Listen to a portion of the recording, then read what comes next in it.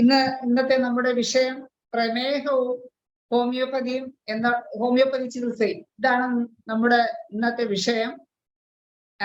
നമ്മളെല്ലാവരും വളരെ കഷ്ടപ്പെടുന്ന അല്ലെങ്കിൽ ഒരു പ്രശ്നമാണ് ഇന്ന് ഡയബറ്റീസ്. ഒത്തിരി പ്രമേഹം ആയിട്ട് ഒത്തിരി പേഷ്യൻസ് ആണ് നമ്മൾ അടുത്ത് വരുന്നത്. നമ്മുടെ ജീവിത രീതിയുടെ പ്രശ്നങ്ങൾ കൊണ്ട്, പിന്നെ പാരമ്പര്യമായിട്ടുള്ള പ്രശ്നങ്ങൾ കൊണ്ടും ഇന്ന് ധാരാളം പേര് ഡയബറ്റിക് ആവുന്നുണ്ട്. അലോപ്പതി മരുന്നുകൾ കഴിക്കുന്നതിന്റെ സൈഡ് എഫക്റ്റ് കൊണ്ട്, പ്രഷറിനെല്ലാം കുറെ നാൾ മരുന്ന് കഴിക്കുമ്പോൾ അല്ലെങ്കിൽ ആന്റിബയോട്ടിക്സ് തുടർച്ചയായിട്ട് കഴിക്കുന്നത് കൊണ്ടും അതിന്റെ സൈഡ് എഫക്റ്റ് കൊണ്ടും വരുന്ന പ്രമേഹ രോഗികൾ, അങ്ങനെ പലതരത്തിലുള്ള പ്രമേഹ രോഗികളെ കൊണ്ട് നമ്മൾ ബുദ്ധിമുട്ടിയിരിക്കുന്ന സമയമാണ്. അതുകൊണ്ട് തീർച്ചയായിട്ടും ഇത് എല്ലാവർക്കും പ്രയോജനമുള്ള ഒരു ചർച്ചയാവും.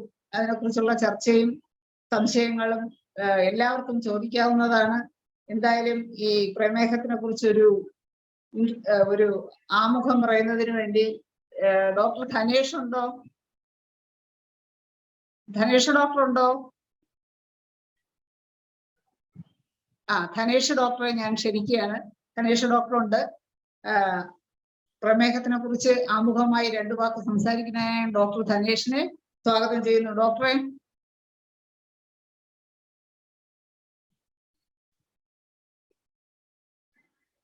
ധനേഷ് ഡോക്ടർ ഉണ്ടോ?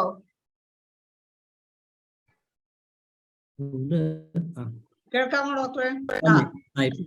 ഞാൻ കോഹോസ്റ്റ് ആയിട്ടില്ലായിരുന്നു, അതുകൊണ്ടാണ്. പിന്നെ ഇന്ന് നാം ചർച്ച ചെയ്യപ്പെടുന്ന വിഷയം പ്രമേഹവും ഹോമിയോപ്പതി എന്നാണ്. പ്രമേഹം എല്ലാവർക്കും അറിയാം, നമ്മുടെ ജീവിതശൈലിയുടെ ഭാഗമായിട്ട് നമുക്ക് ഡെവലപ്പ് ചെയ്യുന്ന ഒരു രോഗമാണ്. അതുകൊണ്ട് തന്നെ നമ്മൾ അതിനെ ജീവിതശൈലി രോഗങ്ങളുടെ ലിസ്റ്റിലാണ് പെടുത്തിയിരിക്കുന്നത്. പ്രധാനമായിട്ടും മറ്റ് പല കാരണങ്ങളൊക്കെ ഉണ്ടെങ്കിലും ഏറ്റവും പ്രധാനമായിട്ട് ഒരാൾക്ക് ജീവിതശൈലിയുടെ ഭാഗമായിട്ട് വരുന്നത് ഏത് സമയത്താണ്, ഏത് ഘട്ടത്തിലാണ്, ഇതിനെല്ലാം പ്രാധാന്യമുണ്ട്. അതുകൂടാതെ തന്നെ കൊച്ചു കുട്ടികൾക്ക് ജീരിയാട്രിക് ആയിട്ട് പാരമ്പര്യമായിട്ട് കിട്ടുന്ന ഡയബറ്റീസും ഉണ്ട്. പക്ഷെ പ്രായമുള്ള ആൾക്കാരുടെ ഡയബറ്റീസിനെ കുറിച്ച് ആദ്യം ചർച്ച ചെയ്യുന്നതായിരിക്കും നല്ലതെന്നാണ് എനിക്ക് തോന്നുന്നത്. അത് കഴിഞ്ഞ് കുട്ടികളുടെ ഡയബറ്റീസിനെ കുറിച്ച് നമുക്ക് ചർച്ച ചെയ്യാവുന്നതാണ്. അപ്പോൾ പ്രമേഹം സ്വാഭാവികമായിട്ട് നമ്മൾ കണ്ടുവരുന്ന മിക്കവാറും നമ്മൾക്ക് വരുന്ന പേഷ്യൻസ് എല്ലാവരും തന്നെ പ്രമേഹത്തിന് മരുന്ന് കഴിക്കുന്നവരായിരിക്കും. അപ്പൊ നമ്മൾ ചോദിക്കും, നിങ്ങൾ എങ്ങനെയാണ്, എന്താണ് കഴിക്കുന്നത്, എപ്പോഴാണ് ഭക്ഷണം എന്നൊക്കെ ചോദിക്കുമ്പോൾ അവർ പറയും, ഡോക്ടറെ ഞങ്ങൾ മരുന്ന് കഴിച്ചുകൊണ്ടിരിക്കുകയായിരുന്നു, നേരത്തെ 1 ഗുളിയായിരുന്നു, ഇപ്പൊ 2 ഗുളിയാക്കി. അപ്പൊ നമ്മള് അവരുടെ ഭക്ഷണ രീതിയിലോട്ട് ചേരുവാണെങ്കിൽ രാവിലെ 10 മണിയൊക്കെ ആകും മിക്കവാറും രാവിലെ ബ്രേക്ക്ഫാസ്റ്റ് കഴിക്കും. അത് ഒന്നെങ്കിൽ ചപ്പാത്തി ആയിരിക്കും എന്നൊക്കെ പറയും. വൈകിട്ടാകുമ്പോഴത്തേക്ക് ഞങ്ങള് അതെപ്പോഴാണ്, അത് രാത്രി എല്ലാവരും കൂടെ ഒരു 9:30, 10 ആകും അത്താഴം കഴിക്കുമ്പോൾ. അത് ചിലപ്പം ചപ്പാത്തി ആയിരിക്കും. ആദ്യം നമ്മൾ കറക്റ്റ് ചെയ്യേണ്ട പ്രധാനപ്പെട്ട മരുന്നിലോട്ടൊക്കെ പോകുന്നതിന് മുമ്പ് ഏറ്റവും പ്രധാനം ഈ ജീവിത ശൈലിയെ നമ്മളൊരു സൈക്ലിക് ആക്കി എടുക്കുക എന്നുള്ളത്. അത് കൃത്യമായിട്ട് വരികയാണെങ്കിൽ തന്നെ കുറേയൊക്കെ മാറ്റങ്ങൾ നമ്മുടെ ശരീരത്തിൽ ഉണ്ടാകുകയും അതനുസരിച്ച് നമുക്ക് മരുന്ന് കുറയ്ക്കാനും പറ്റും. ഭൂരിഭാഗം ആൾക്കാരും ഈ മരുന്ന് കഴിക്കുന്നുണ്ടല്ലോ, അതുകൊണ്ട് മറ്റൊന്നും ചെയ്യണ്ട, മരുന്ന് മാത്രം കഴിച്ചാൽ മതിയല്ലോ എന്ന് കരുതി മരുന്നിനെ മാത്രം ഡിപ്പെൻഡ് ചെയ്യും. അങ്ങനെയുള്ളവർക്ക് ഒരിക്കലും നമുക്ക് ഡയബറ്റീസ് കൺട്രോൾ ആക്കി കൊണ്ടുവരാൻ പറ്റാതെ വരും. തീർച്ചയായും ജീവിതശൈലി ആദ്യം കറക്റ്റ് ചെയ്യുക എന്നുള്ളതാണ് ഏറ്റവും സുപ്രധാനമായ ഒരു. അതില് പണ്ട് കാലത്ത് നമ്മൾ ഡയബറ്റീസിന്റെ ലിമിറ്റ് ഈ വെച്ചിരുന്ന ആ ലെവലിൽ നിന്നും ഒത്തിരി താഴ്ത്തിയാണ് FBS ഒക്കെ പറയുന്നത്. അതുപോലെ HbA1c അറിയാം, കഴിഞ്ഞ 6 ആഴ്ചയായിട്ടുള്ള ഷുഗർ ലെവൽ എത്രയാണെന്ന് കണ്ടുപിടിക്കുക. ഇങ്ങനെയുള്ള കാര്യങ്ങൾ ചെയ്യുന്നത് പോലെ തന്നെ നമ്മൾ മരുന്നിനോടൊപ്പം തന്നെ പ്രധാനമായിട്ട് ശ്രദ്ധിക്കേണ്ടത് ഒന്ന് എക്സസൈസ് ആണ്, സമയക്ലിപ്തത. ഇത് എഴുന്നേറ്റ് കഴിയുന്നതും ഒരു 3 മണിക്കൂറിനകം തന്നെ ഭക്ഷണം കഴിക്കുക എന്നുള്ളതാണ് ഏറ്റവും പ്രധാനം. അതുപോലെ തന്നെ വൈകിട്ടത്തെ അത്താഴം കിടക്കുന്നതിന് 3 മണിക്കൂർ മുമ്പ് കഴിക്കുകയാണെങ്കിൽ അത് വളരെ ഉപകാരപ്രദമായിരിക്കും. അതുപോലെ തന്നെ ഡയബറ്റീസിന് ഏറ്റവും പ്രധാനമായിട്ട് ഭക്ഷണത്തിൽ ശ്രദ്ധിക്കേണ്ട ഒരു കാര്യം, പൊതുവെ ആൾക്കാർ ചപ്പാത്തി അല്ലെങ്കിൽ ദോശ അല്ലെങ്കിൽ അങ്ങനെയുള്ള പലഹാരങ്ങളായിരിക്കും രാവിലെ കഴിക്കുമ്പോൾ. അവർ അതിനോടൊപ്പം മറ്റൊന്നും തന്നെ കഴിക്കാറില്ല. കറി എന്തെങ്കിലും കഴിക്കും, കറിയായിരിക്കും, പക്ഷേ ഏറ്റവും പ്രധാനമായിട്ട് നമ്മൾ ശ്രദ്ധിക്കേണ്ട ഒരു കാര്യം, നമ്മള് കാർബോഹൈഡ്രേറ്റ് കുറച്ചുകൊണ്ട് പ്രോട്ടീനും ഫാറ്റും കൂടെ ഉള്ള ഡയറ്റാണ് ഏറ്റവും ബ്രേക്ക്ഫാസ്റ്റിന് ഇങ്ങനെയുള്ളവർക്ക് ഏറ്റവും നല്ലത്. ഞാൻ സാധാരണഗതിയിൽ കഴിക്കുന്നത് 2 അപ്പമോ 2 ദോശയോ 2 ചപ്പാത്തിയോ എന്തോ കഴിച്ചാലും അതുകൂടി ഒരു 2 മുട്ട പുഴുങ്ങി കഴിക്കും. അപ്പൊ സ്വാഭാവികമായിട്ട് പണ്ടൊക്കെ എനിക്ക് ഞാൻ ഇങ്ങനെ അല്ലായിരുന്നു. അന്ന് എനിക്ക് ഷുഗർ ലെവൽ ഒത്തിരി കൂടുമായിരുന്നു. കാരണം ഞാൻ ഒരു 4 ഇഡലി, 6 ഇഡലി, 5 ഇഡലി, 5 ദോശ, 5 അപ്പം ഇങ്ങനെയൊക്കെ കഴിക്കുമായിരുന്നു. അത് മാറ്റിയിട്ട് ഇങ്ങനെ കഴിക്കാൻ തുടങ്ങിയതിന് ശേഷം അങ്ങനെ കഴിച്ചാലും ഒരു 12 1 മണിയാകുമ്പോൾ ഭയങ്കര വിശപ്പാവും. ഇന്നിപ്പോ 3 മണിയായാലും എനിക്ക് വിശപ്പില്ല. അപ്പൊ അത് നമുക്ക് ഏകദേശം ഒരു 12 മണി വരെ നമ്മുടെ കാർബോഹൈഡ്രേറ്റിന്റെ നമുക്ക് ഷുഗർ കിട്ടുകയും, എന്നാൽ 12 മണിക്ക് ശേഷം ഈ മുട്ടയിൽ നിന്ന് മുട്ട ഡൈജസ്റ്റ് ചെയ്ത് അത് 4 മണിക്കൂർ കൂടുതൽ എടുക്കും മുട്ട ഡൈജസ്റ്റ് ചെയ്യാൻ. അപ്പൊ അതിന്റെ ഒരു എനർജി നമുക്ക് 2 മണിവരെയൊക്കെ കിട്ടും. സ്വാഭാവികമായിട്ട് വിശക്കാതെ തന്നെ നമുക്ക് ഷുഗർ കൂടാതെ തന്നെ കൺട്രോൾ ചെയ്യാൻ പറ്റുന്നുണ്ട്. അതുപോലെ തന്നെ വൈകിട്ട് അത്താഴം കഴിയുന്നതും നമ്മൾ നേരത്തെ കഴിക്കുക. അതിനോടൊപ്പം കുറച്ച് ചെറുപയർ അല്ലെങ്കിൽ വൻപയർ, അതായത് പ്രോട്ടീൻ ഡയറ്റ് കുറച്ചുകൂടെ കൂട്ടുന്നത് നന്നായിരിക്കും. അതുപോലെ പല ആൾക്കാരോടും നമ്മൾ 7 മണിക്ക് അല്ലെ 7 കഴിക്കാൻ പറയുമ്പോൾ എല്ലാവരും പറയുന്നത്, ഡോക്ടറെ അപ്പൊ രാത്രി വിശക്കില്ലേ? അപ്പൊ അതിനൊരു പരിഹാരമുണ്ട്. അങ്ങനെ വിശക്കുന്നെന്ന് തോന്നി കഴിഞ്ഞാൽ നമ്മൾ അത്താഴത്തിന് ഒരു ഒരു കിടക്കുന്നതിന് മുമ്പായിട്ട് ഒരു 1/2 ഗ്ലാസ് പാല് കുടിക്കുന്നത് നന്നായിരിക്കും. അപ്പം നമുക്ക് സ്വാഭാവികമായിട്ടും കൂടുതൽ രാത്രി പിന്നെ വിശക്കില്ല. ഇങ്ങനെയുള്ള ചില ക്രമീകരണങ്ങൾ ചെയ്യുന്നത് വളരെ നല്ലതാണ്.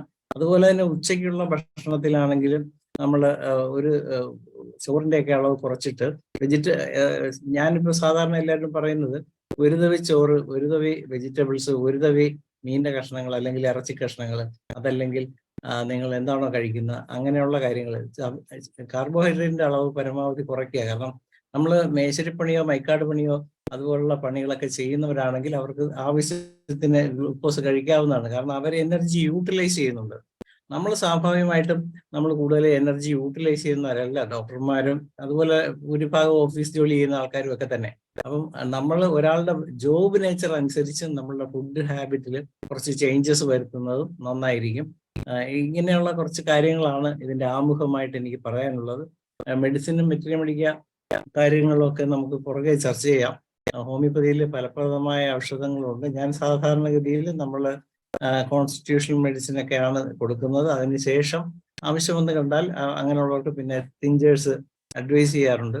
എൻ്റെ മദറിലേക്ക് ഏകദേശം കഴിഞ്ഞ ഒരു 25 വർഷമായിട്ട് സാമാന്യം നല്ല ഡയബറ്റിക് ആയിരുന്നു. അന്ന് മുതൽ ഇന്ന് വരെ ഇപ്പോൾ ഏകദേശം 80 വയസ്സോളം പ്രായമുണ്ട്. ഇപ്പോഴും ഹോമിയോപ്പതി മെഡിസിൻ അല്ലാതെ വേറൊന്നും കഴിക്കുന്നില്ല. നമുക്ക് അങ്ങനെ കൺട്രോൾ ചെയ്യാൻ പറ്റും. പക്ഷേ എനിക്ക് കാര്യങ്ങൾ കൈവിട്ടു പോയി. എന്താണെന്ന് വെച്ചാൽ ഇടയ്ക്ക് ഞാനൊരു അശ്രദ്ധ നമ്മുടെ പ്രശ്ന കാര്യങ്ങളിലും ചിട്ടയും, കാരണം പേഷ്യൻസിനെ മാത്രം നോക്കിയിരിക്കുമ്പോൾ നമ്മുടെ സമയത്തിൽ ഒത്തിരി പ്രശ്നങ്ങൾ വരികയും അത് നമ്മുടെ ആരോഗ്യത്തെ ബാധിക്കുകയും ചെയ്തു. അതിനുശേഷം ഇപ്പൊ കുറച്ച് മാറ്റങ്ങൾ വരുത്തിയിട്ടുണ്ട്. അപ്പൊ ഈ ഓരോ കാര്യത്തിലും നമ്മൾ ക്രമീകരണങ്ങൾ നടത്തേണ്ടത് ആവശ്യമാണ്. പിന്നെ ഏതൊക്കെ മെഡിസിൻ എങ്ങനെയൊക്കെ എടുക്കുക എന്ന് പറഞ്ഞാൽ അതിന് ഓരോ ലക്ഷണങ്ങൾ തന്നെയാണ്, ലക്ഷണ സമുച്ചയം തന്നെയാണ് നമ്മളുടെ മരുന്നിന്റെ സെലക്ഷന് ഏറ്റവും അത്യാവശ്യം. അത് കൃത്യനിഷ്ഠയോടുകൂടി നമ്മൾ ചൂസ് ചെയ്യുക. അതിനൊപ്പം തന്നെ എക്സർസൈസ്. ഈ എക്സർസൈസ് എന്ന് പറയുമ്പോൾ എല്ലാവരും 2 മണിക്കൂർ നടത്താം, അങ്ങനെ നടക്കുന്ന വലിയ കാര്യമില്ല. നമ്മൾ ഇളം വെയിൽ കൊണ്ട് നടക്കുകയാണെങ്കിൽ അത് കുറച്ചുകൂടെ രാവിലെ മിക്കവാറും പേര് നടക്കാൻ പോകുന്നത് രാവിലെ 4 മണിക്കോ 5 മണിക്കാണ്, വെട്ടിയിടിയൊക്കെ കൊള്ളും. പക്ഷെ ആ സമയത്ത് നമ്മൾ അല്പം കൂടി വെയിലുള്ള സമയത്ത് നടക്കുകയാണെങ്കിൽ നമുക്ക് വൈറ്റമിൻ D3 ഒക്കെ ആവശ്യത്തിന് കിട്ടും. അതല്ലെങ്കിൽ ഈവനിങ് സമയത്ത് ഒരു 4-നും 5-നും ഇടയ്ക്ക്. പല ആൾക്കാരും രാത്രി എക്സർസൈസ് ചെയ്യുന്നത്, കളിക്കാനൊക്കെ പോകുന്നത് രാത്രി 8 മണിക്ക് ശേഷമാണ്. ടയേർഡായിരിക്കുന്ന സമയത്ത് നമ്മൾ എക്സർസൈസ് ചെയ്യുകയല്ല വേണ്ടത്, ആ സമയത്ത് നമുക്ക് വിശ്രമമാണ് വേണ്ടത്. ഇതും ഒക്കെ ഒരു പരിധി വരെ ഡയബറ്റീസ് കൂടുന്നതിനും അല്ലെങ്കിൽ തന്നെ മറ്റു രോഗങ്ങൾ വരുന്നതിനും ഈവൻ കാർഡിയാക് അറസ്റ്റ് വരുന്നതിനും ഒരു കാരണമാണ്. അപ്പൊ നമ്മള് ഓരോന്നിനും ഓരോ സമയമുണ്ട്. എക്സർസൈസ് ചെയ്യാൻ വേണ്ടി രാത്രി എക്സർസൈസ് ചെയ്യുന്നതല്ല ഭംഗി. അതിനുള്ള സമയം എപ്പോഴും കഴിയുന്നതും രാവിലെയോ അല്ലെങ്കിൽ ഈ സന്ധ്യയ്ക്ക് മുമ്പുള്ള ഈവനിങ് സമയത്തോ ഫിക്സ് ചെയ്യുന്നതാണ് ഏറ്റവും ഫലപ്രദമെന്നാണ് എനിക്ക് പറയാനുള്ളത്. അതുപോലെ തന്നെ നമ്മൾ ഒത്തിരി ബേസിക് എക്സർസൈസ് ചെയ്യുക, നിന്നുകൊണ്ട് ഓടുക, ഇങ്ങനെയുള്ള കുറച്ച് കാര്യങ്ങളാണ് ഞാൻ എല്ലാവർക്കും പറയുന്നത്. ബേസിക് ആയിട്ട് ചെയ്യുന്ന ഒന്ന് ഇങ്ങനെ വെച്ചിട്ട് ഇങ്ങനെ പോകാൻ പറയും. പിന്നെ ഇങ്ങനെ വെച്ചിട്ട് കുനിയാനും ഊരാനും പറയും. അതിനൊപ്പം തന്നെ നമ്മൾ ബ്രീത്ത് ഇൻ ബ്രീത്ത് ഔട്ട് ചെയ്ത് ചെയ്യാൻ പറയും. നിന്നുകൊണ്ട് ജോഗ് ചെയ്യുന്ന പോലെ ഓടാൻ പറയും. അതായത് ഇങ്ങനെ നിന്നിട്ട് നമ്മൾ ഓടുക, നിൽക്കുന്ന സ്ഥലത്ത് നിന്ന് തന്നെ ഓടുക. അതൊരു 2 മിനിറ്റ് മാക്സിമം. മറ്റതെല്ലാം ഒരു 10-15 പ്രാവശ്യം വെച്ച് തുടങ്ങാൻ പറയും. ഓരോ 5 ദിവസം കൂടുമ്പോഴും 5-10 വെച്ച് കൂട്ടാൻ പറയും. ഇങ്ങനെയുള്ള കുറേ കാര്യങ്ങൾ കൂടെ രാവിലെ ചെയ്യുകയാണെങ്കിൽ നമുക്ക് ഡയബറ്റീസിനെ നമ്മുടെ മെഡിസിൻ കൊണ്ട് തന്നെ നല്ല രീതിയിൽ കൈകാര്യം ചെയ്യാൻ പറ്റും. അതുകൊണ്ട് മിക്കവാറും കണ്ടുവരുന്നത് ഭൂരിഭാഗം പേരും അലോപ്പതി മരുന്ന് കഴിക്കുന്നവരാണെങ്കിൽ അവരാരും തന്നെ എക്സർസൈസിലോട്ട് പോകുന്നില്ല എന്നുള്ളതാണ്. പിന്നെ ഈ പറഞ്ഞ പോലെ സൗകര്യത്തിന് നടക്കാനായിട്ട് വല്ലതും രാത്രിയിൽ നടക്കുക, അതിലൊന്നും കാര്യമായ കാര്യമില്ലെന്നാണ് എനിക്ക് പറയാനുള്ളത്. എല്ലാത്തിനും ഓരോ സമയമുണ്ട്. നമ്മുടെ സൂര്യൻ എങ്ങനെയാണോ രാവിലെ 6 മണി മുതൽ അല്ലെങ്കിൽ 6:30 മുതൽ വൈകിട്ട് 6:30 വരെ, അല്ലെങ്കിൽ 6 മുതൽ വൈകിട്ട് 6:30 വരെ, ഈ രീതിയിൽ വരുന്ന പോലെ ഒരു സൈക്ലിക് ആയിട്ടുള്ള കാര്യങ്ങൾ പോകുമ്പോൾ നമ്മുടെ ലൈഫിലും നമ്മൾ കുറെ സൈക്ലിക് ആയിട്ട് പോകണമെന്ന് ഇവിടെ പറഞ്ഞുകൊണ്ട് ഞാൻ തൽക്കാലം ഉപസംഹരിക്കുകയാണ്. എന്തായാലും നന്ദി ഡോക്ടർ ധനേഷ്. ആമുഖമായി ധനേഷ് ഡോക്ടർ പറഞ്ഞത് എല്ലാവരും കേട്ട് കാണുമെന്ന് വിചാരിക്കുന്നു. ഇടയ്ക്ക് എന്തെങ്കിലും ഡിസ്റ്റർബൻസ്, കാരണം ഞാൻ ഒത്തിരി പേരോട് പറഞ്ഞിട്ടുണ്ട് എന്നെ ആരും വിളിക്കരുതെന്ന്. എന്നാലും ചില അറിഞ്ഞൂടാത്ത ചിലര് ഞാൻ മോഡറേറ്റ് ചെയ്യണമെന്ന് അറിയാതെ വിളിക്കുന്നത് കൊണ്ട് എന്തെങ്കിലും ഡിസ്റ്റർബൻസ് ഉണ്ടായിട്ടുണ്ടെങ്കിൽ ഞാൻ ക്ഷമയോടിക്കുകയാണ്. എന്തായാലും ഒത്തിരി സീനിയർ ഡോക്ടർമാർക്ക് ഡയബറ്റീസിനെ കുറിച്ച് പറയാൻ, നമ്മളോട് അനുഭവങ്ങൾ പങ്കുവയ്ക്കാനും കാണും. അടുത്തത് ഞാൻ ഡോക്ടർ KK രാജൻ സാറിനെ ക്ഷണിക്കുകയാണ്. സാറ് ഹാൻഡ് റൈസ് ചെയ്തിട്ടുണ്ട്. Rajan sir. Yes, Dhanesh doctor ആമുഖം കേട്ടു, വളരെ നന്നായി. അദ്ദേഹം സ്വന്തം അനുഭവത്തിൽ നിന്നാണ് ആ കാര്യങ്ങളൊക്കെ പറഞ്ഞത്. എനിക്ക് അങ്ങനെ സ്വന്തം അനുഭവമില്ല, ഞാനൊരു ഡയബറ്റിക് പേഷ്യന്റ് അല്ല എന്നുള്ള ആദ്യം തന്നെ പറയാം. ലോകത്തിലെ ഏറ്റവും കൂടുതൽ ഡയബറ്റിക് ഇന്ന് ഇന്ത്യയിൽ, കേരളത്തിൽ. അപ്പോൾ അത് തന്നെയാണ് ഏറ്റവും വലിയ നമ്മൾ ചിന്തിക്കേണ്ട കാര്യം. അത് കാരണം നമ്മളുടെ കാർബോഹൈഡ്രേറ്റിന്റെ ഉപയോഗം തന്നെയായിരിക്കും അതിൻ്റെ ഒരു കാരണം. പിന്നെ എൻ്റെ ഒരു ചെറുപ്പകാലത്ത് ഡയബറ്റിക് എന്ന് പറഞ്ഞൊരു സമ്പന്നരുടെ അസുഖം മാത്രമായി, സാധാരണക്കാർക്കത് പണക്കാരുടെ മാത്രം അസുഖമായിരുന്നത് ഇന്ന് അങ്ങനെയൊന്നുമില്ല. ആർക്കും, കുട്ടികൾക്ക് പോലും വരാവുന്ന ഒരു അവസ്ഥയിലേക്ക് എത്തിയിരിക്കുന്നു. ഒന്നാമത്തെ പാരമ്പര്യം ഒരു ഘടകം തന്നെയാണ്. പിന്നെ മെന്റൽ ടെൻഷൻ, ഒന്നുമില്ലെങ്കിൽ ഒരു പാരമ്പര്യം അല്ലെങ്കിൽ തന്നെ ടെൻഷൻ വന്നാൽ തന്നെ, മെന്റൽ ആങ്സൈറ്റി അങ്ങനെയുള്ള വന്നാൽ പെട്ടെന്ന് ഷുഗർ കൂടുന്നതായിട്ട് നമുക്ക് കാണും. അതുകൊണ്ട് തന്നെയാണ് ആയിരിക്കണം നമ്മളെ ആരോഗ്യ കാലഘട്ടത്തിൽ നമ്മൾ രണ്ടായിട്ട് തരംതിരിക്കാം. ഒരു ക്രിസ്തുവിന് മുമ്പ് പോലെ ക്രിസ്തുവിന് ശേഷം എന്നുള്ളതിന് പകരം കോവിഡിന് മുമ്പ് അല്ലെങ്കിൽ കോവിഡിന് ശേഷം നമുക്ക് തരംതിരിക്കേണ്ടിയിരിക്കുന്നു. കാരണം കോവിഡ് നമ്മളിൽ ഉണ്ടാക്കിയ സാമ്പത്തിക പ്രത്യാഘാതങ്ങൾ വളരെ വലുതാണ്.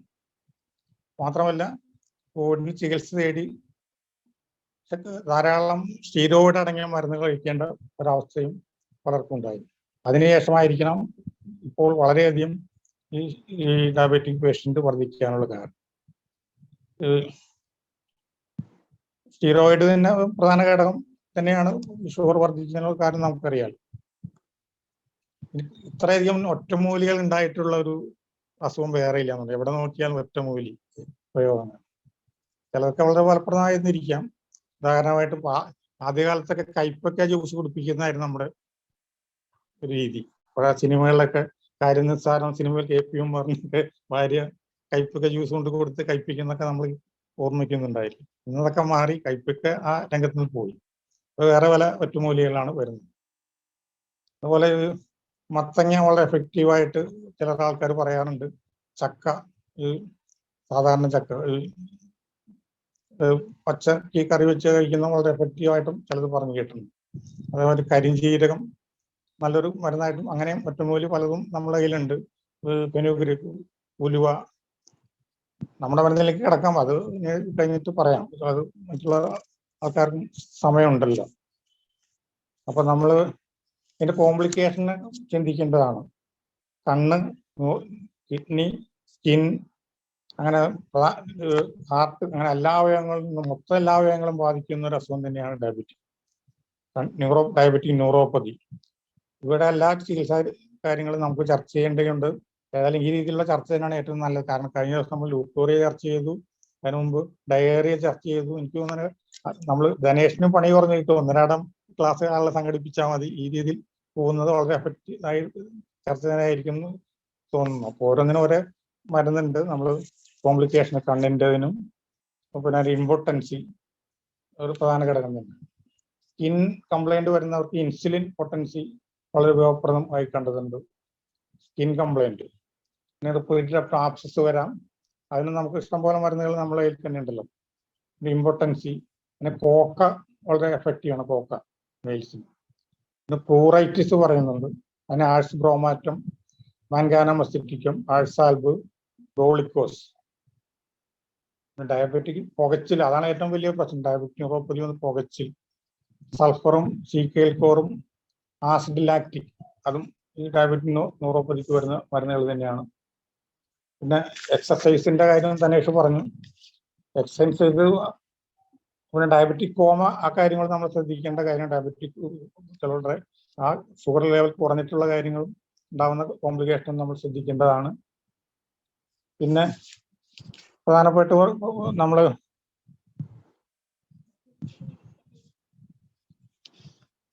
കാർഡിയാക് ഈ എക്സസൈസിന്റെ കാര്യം തന്നെ പറഞ്ഞല്ലോ.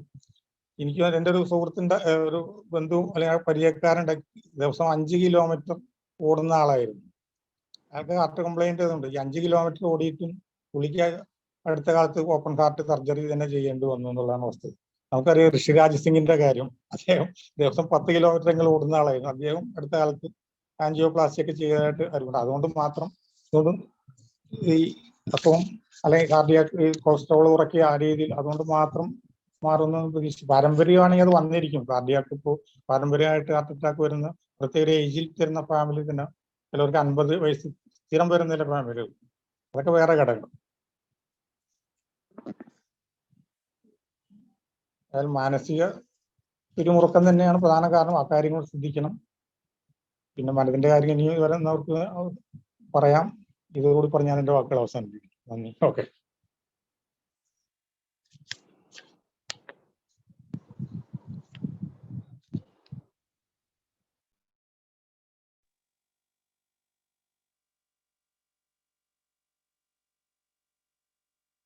ഡോക്ടറുടെ എന്തോ പറ്റിയിട്ടുണ്ട്.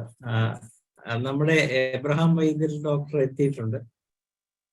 ഡോക്ടർക്ക് സംസാരിക്കാം.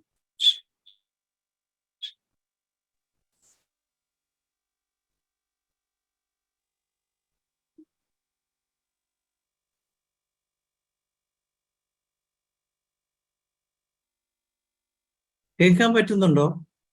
മനോജ് ഡോക്ടറെ കേൾക്കാൻ പറ്റുന്നുണ്ടോ? ഇല്ല, ബാലൻ പോലെ നിശബ്ദ ചിത്രം. അതെ, നെറ്റ് വൈദ്യുതി ഡോക്ടർക്ക് നെറ്റ് ഇല്ലെന്നാ തോന്നുന്നത്.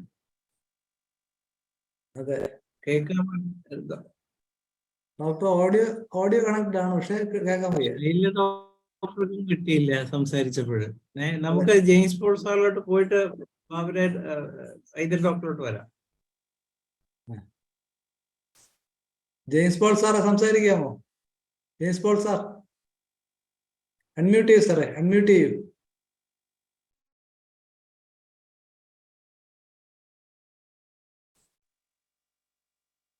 ഓക്കെ സാർ, സംസാരിച്ചോളൂ.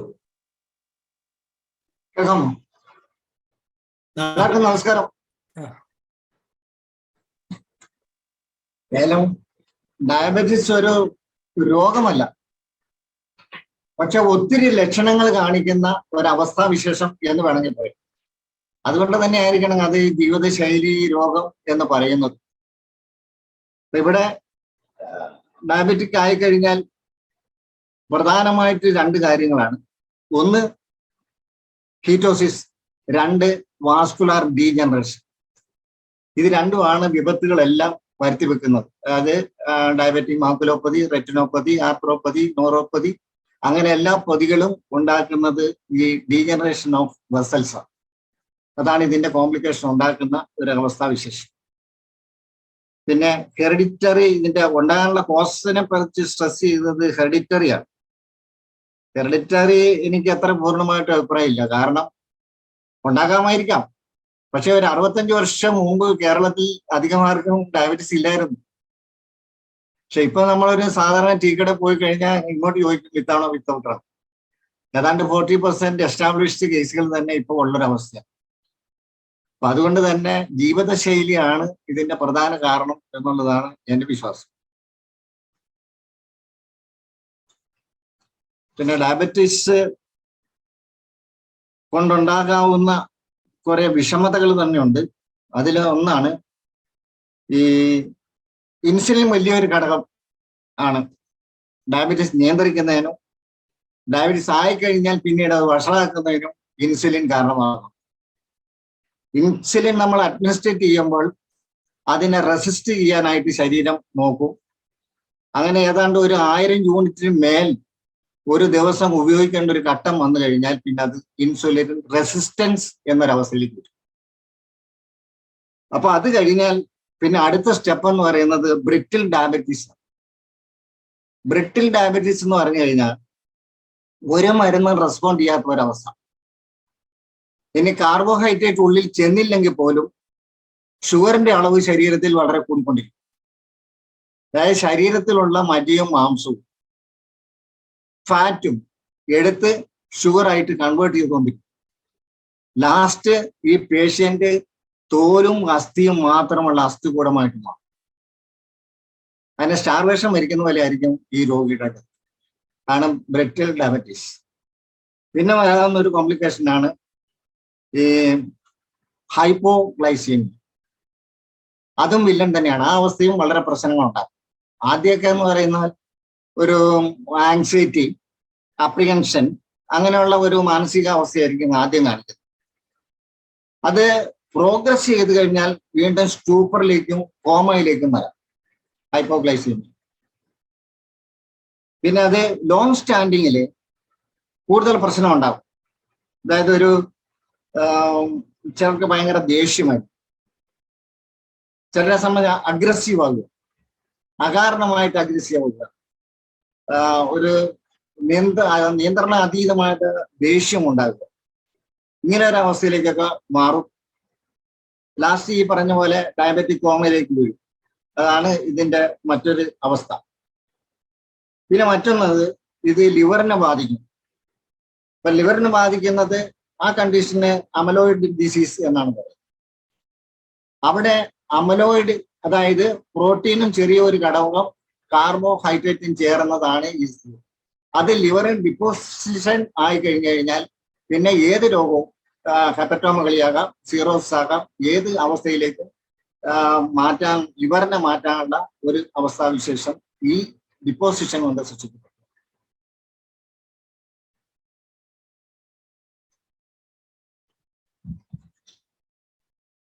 അപ്പോൾ എനിക്ക് വ്യക്തിപരമായിട്ട് പറയാനുള്ളത്, ഡയബറ്റീസിനെ സംബന്ധിച്ചിടത്തോളം ആരോഗ്യ പരിപാലനം തന്നെയാണ്. അപ്പം നമുക്ക് ഏറ്റവും അത്യാവശ്യം ആരോഗ്യത്തെ സംബന്ധിച്ച വല്ല ഹെൽത്ത് എഡ്യൂക്കേഷൻ, അതാണ് നമുക്കില്ലാത്തത്. ആ ഒരു അവബോധം ഉണ്ടാക്കിയെടുക്കണം. അത് സ്കൂൾ തലം തൊട്ട് ഉണ്ടാക്കിയെടുക്കണം എന്നുള്ളതാണ് എൻ്റെ അഭിപ്രായം. കാരണം വിദ്യാസമ്പന്നരായിട്ടുള്ളവരെല്ലാം ഡയബറ്റിക് പേഷ്യൻസ് ആയിട്ടുള്ള ഒരവസ്ഥ. ഈവൻ ഡോക്ടേഴ്സ് പോലും, നേരത്തെ പറഞ്ഞ ഡോക്ടർ അദ്ദേഹത്തിന് പോലും ഡയബറ്റിക് ആണ്. അപ്പൊ നമ്മുടെ ആരോഗ്യ സംബന്ധിച്ചിട്ടുള്ള അവബോധം വളരെ മോശമാണെന്നുള്ളതാണ്. അപ്പം ആരോഗ്യ പരിപാലനത്തെ ഞാൻ പണ്ടൊരിക്കൽ ഇവിടെ ഡിഫിഷ്യൻസി ഡിസീസിന്റെ സമയത്ത് പറയാനുണ്ടായി. അതായത് balance diet, regular exercise, adequate rest and positive attitude. നേരത്തെ പറഞ്ഞു ടെൻഷൻ ഒരു കാരണം. അപ്പൊ പോസിറ്റീവ് ആറ്റിറ്റ്യൂഡ് ഉണ്ടാകുന്ന ഒരു സാഹചര്യം ഉണ്ടാകണമെങ്കിൽ ബാക്കി മൂന്നും കൂടി ഉണ്ടാകും.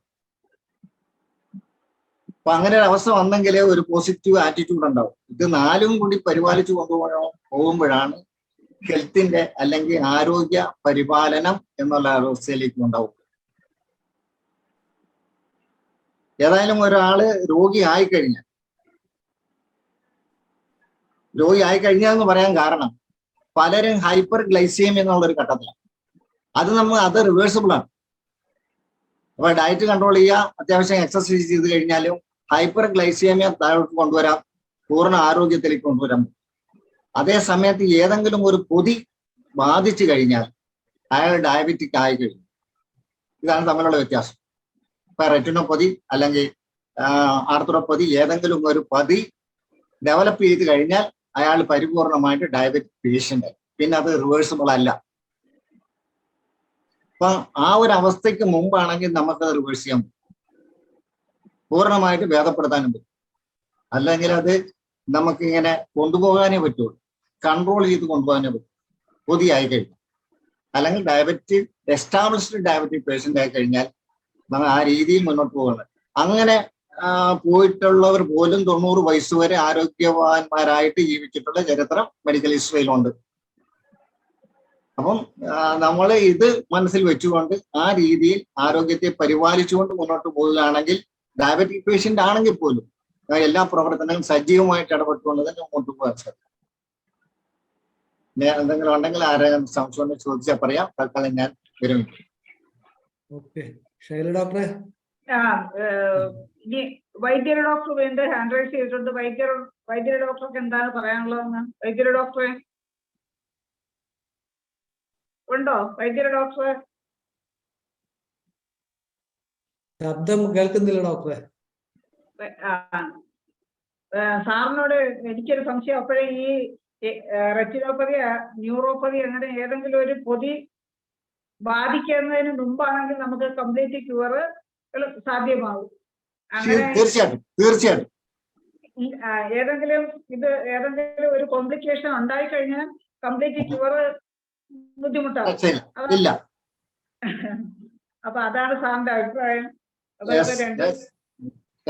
ഹെപ്പറ്റോപ്പതി, റീനോപ്പതി ഏതെങ്കിലും ഒരു പൊതി ആയിക്കഴിഞ്ഞാൽ, ഇപ്പൊ കാർഡോപ്പതിയും ആദ്യം ബാധിക്കുന്ന ഹാർട്ടിനെയാണ്. അതിന്റെ കാരണം എന്താന്ന് ചോദിച്ചു കഴിഞ്ഞാൽ, നമ്മുടെ ഷുഗർ നോർമൽ എന്ന് പറയുന്നത് ഫാസ്റ്റിങ്ങില് 80 mg/100 cc ഓഫ് ബ്ലഡ് ആണ്.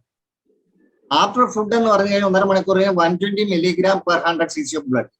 ഇപ്പൊ സാധാരണഗതിയിൽ ഫാസ്റ്റിങ്ങില് 200 ഉള്ളൂ. വളരെ ലാഘവത്തോടു കൂടിയാണ് പലരും പറയുന്നത്, എനിക്ക് 200 mg താഴെയുള്ളൂ, 200 താഴെയുള്ളൂ, കുഴപ്പമൊന്നുമില്ല. പക്ഷേ ഹാർട്ടിന് ലോഡ് കൂടുകയാണ്. ബ്ലഡിന് കൺസിസ്റ്റൻസി കൂടുന്നതനുസരിച്ച് ഹാർട്ടിന് ലോഡ് കൂടും. അപ്പൊ 72 മിനിമം അടി ഒരു മിനിറ്റിൽ അടിച്ചുകൊണ്ടിരിക്കുകയാണ്. 24 മണിക്കൂർ കഴിയുമ്പോൾ എത്ര അടി അടിക്കണം? ഇപ്പൊ എന്തുമാത്രം എഫേർട്ട് ഹാർട്ട് ചെലുത്തിയിരിക്കണം. ഈ എഫേർട്ടാണ് അയാളെ ഹൃദ്രോഗിയാക്കി മാറ്റുന്നത്. ഓക്കെ സാറ്, എന്തൊക്കെയാണ് സാറ് ഉപയോഗിക്കുന്ന മെഡിസിൻ എന്നൊരു ചോദ്യം വന്നിട്ടുണ്ട്. അങ്ങനെയൊന്നും പറയാൻ പറ്റും? അതെങ്ങനെ പറയാൻ പറ്റും? ഓരോ കേസിലും വ്യത്യസ്തമായിരിക്കും. കോമൺ ആയിട്ട് തീർച്ചയായിട്ടും നമ്മളെ ടിഞ്ചേഴ്സ് അങ്ങനെ എന്തെങ്കിലും സാർ അങ്ങനെ അതുകൊണ്ടൊന്നും ഒരു കാര്യമുണ്ടെന്ന് എനിക്ക് തോന്നുന്നില്ല. തൽക്കാലം കുറയ്ക്കാന്നുള്ളതല്ലാതെ ഞാനീ പറഞ്ഞ പോലെ ഹൈപ്പർ ഗ്ലൈസേമിയ ആണെങ്കിൽ ശരിക്കും കോൺസ്റ്റിറ്റ്യൂഷൻ മെഡിസിൻ കൊടുക്കുക. നേരത്തെ പറഞ്ഞ പോലെ തന്നെ balance diet, regular exercise, adequate rest, positive attitude, ഇത് പരിപാലിക്കുകയാണെങ്കിൽ പൂർണ്ണമായിട്ടും ആരോഗ്യവാനാകും. റിവേഴ്സിബിൾ ആണ്. അപ്പൊ അങ്ങനെയാണ് സാറ് ഓരോന്നും ഓരോ കേസും സ്റ്റഡി ചെയ്ത് കോൺസ്റ്റിറ്റ്യൂഷണൽ ഡ്രഗ് ടെമ്പററി റിലീഫിന് വേണ്ടി സാർ അങ്ങനെ ഒന്നും യൂസ് ചെയ്യാറില്ല, അങ്ങനെയാണോ? തീർച്ചയായിട്ടും. അപ്പൊ സാറിന്റെ ട്രീറ്റ്മെന്റ് മെത്തേഡ് അതാണ്. ഇനി എന്തെങ്കിലും ആർക്കെങ്കിലും സാറിനോട് ചോദിക്കാണ്ട് ഹാൻഡ് റൈസ് ചെയ്യാം. Sir kindly suggest important potentized medicine. അത് വീണ്ടും ഇങ്ങനെ മെഡിസിന്റെ പേര് ചോദിച്ചുകൊണ്ടിരിക്കുന്നുണ്ട്. അപ്പൊ സാറ് പറഞ്ഞത് ശ്രദ്ധിച്ചാണോ എന്ന് വിശ്വസിക്കുകയാണ്. സാറ് ഓരോ കേസും സ്റ്റഡി ചെയ്ത് അതിലുള്ള അവരുടെ കോൺസ്റ്റിറ്റ്യൂഷണൽ ഡ്രഗ് കണ്ടുപിടിച്ച് അത് കൊടുക്കുന്നതാണ് സാറിന്റെ മെത്തേഡ് എന്നാണ് ഇപ്പൊ സാറ് പറഞ്ഞത്. ഇനി വേറെ ആർക്കെങ്കിലും? Ramadevi Ambadi madam hand raise ചെയ്തിട്ടുണ്ട്. മാഡം